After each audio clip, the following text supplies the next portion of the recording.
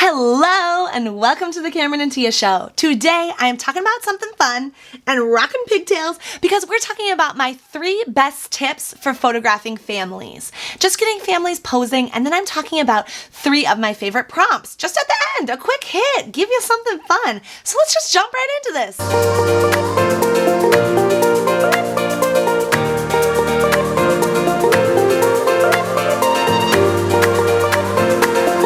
Hi, I'm Cameron. And I'm Tia. We're so excited that you're here. Let's jump right into the video. Tip number 1, let the kids explore first.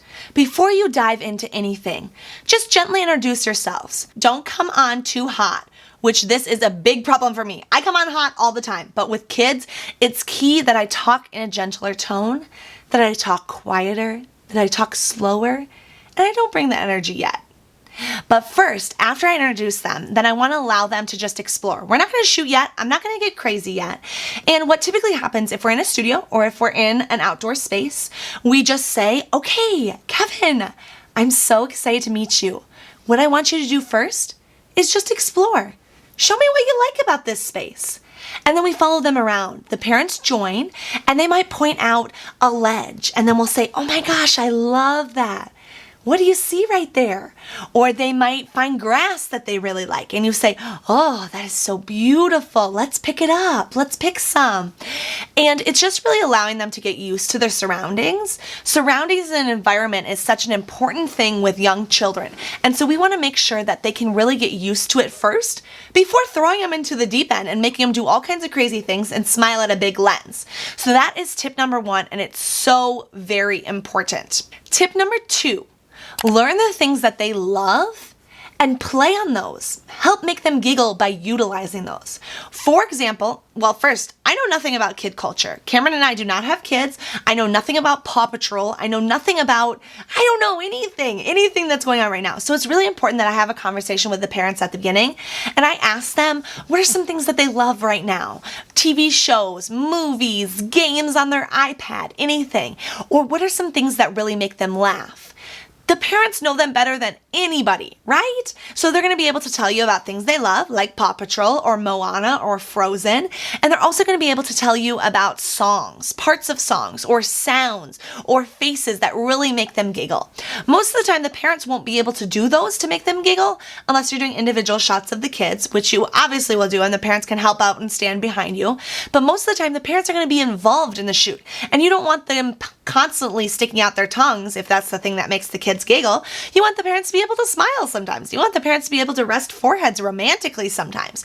So you need to learn those things and be in tune with those things so that then you can have that go-to of when the kids are not quite smiling, you're able to be like, or you're be able to like yell out about a character in Paw Patrol, or be able to sing part of Frozen. Whatever that is, to really meet them at their level and learn their interests. Tip number 3. Give them repeatable actions. So what works really well for family photos is that we tell both parties an action. So I give different mini assignments sometimes. So if I have a family of 4, and let's say I have a mom and a dad and a girl and a boy, I'm going to give them all an assignment. So I might have mom and dad wrapped around each other's waist, chest to chest, and I might have them resting foreheads, closed eyes, taking deep breaths. And then I'll tell Ava, look up at mommy and just glance at her and give her the biggest smile ever. She won't see you, but give her the biggest smile ever. And then I might tell Aiden, okay, you're going to wrap around daddy's arm and I want you to snuggle it as hard as you can be. And so that gives them all actions. On top of that, what works well for family photos are repeatable actions. So for example, I might have Dad and Aiden, and Dad, I'm going to have you lift up Aiden and shake him up high, and then I'm going to have you bring him back down. Each time I'm going to tell him to do it slightly different. So pull him in and hug him sometimes, pull him in and give him raspberries, pull him in and kiss him, pull him in and squeeze him, but you're going to do it 4 or 5 times. What works well about this is A, you obviously get different reactions in different types of moments. It gives them freedom to play and flexibility to show their personalities.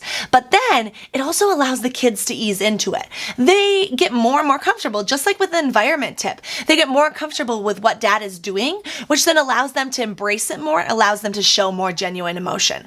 So those are our 3 hottest tips for posing families, and they will make your sessions flawless. Let's talk about some super fun prompts now. Prompt number 1, I love a good kid swinging. So maybe that's mom and dad and one kid in between. Maybe it's two kids. Maybe one kid is on mom's arms while we're swinging in between. Use the kids like they are a swing. So a hand connects to mom, a hand connects to dad, and then we're going to swing them back and forth. I have never not seen a kid giggle from this.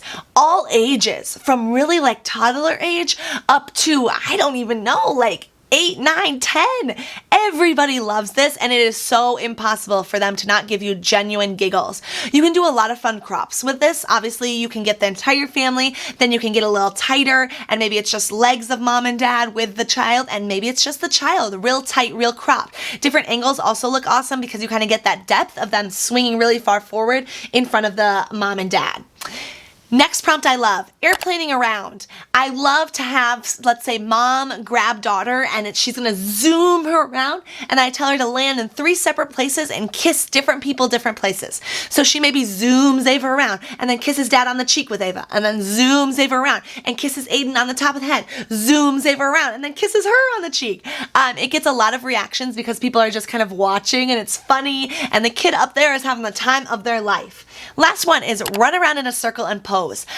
This works for all ages, all the way up to adult children. I know we're talking about a lot of young children, young families, but this really works for everybody of all ages. We also do this for like groups of girls, like our senior spokesmodels or a bridal party. What will happen is I tell everyone either to hold hands in a circle or they're gonna run around in a circle, and I say go, they have to run, and then I tell them that when I say stop, they're going to hit literally whatever, facing towards the camera, smiling, but they must have one arm wrapped around another person. So you get kind of some craziness, different levels.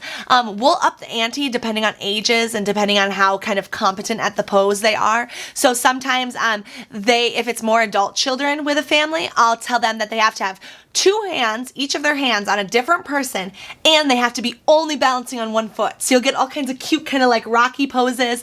It's a really awesome prompt and it always works great. So those are our 3 hottest tips for posing young families, plus 3 of our favorite prompts. If you have any questions about posing, let us know. And if you're loving this posing vibe, we have an entire playlist dedicated to this. Please come join us, watch all of those videos, hit subscribe, and until next time, bye!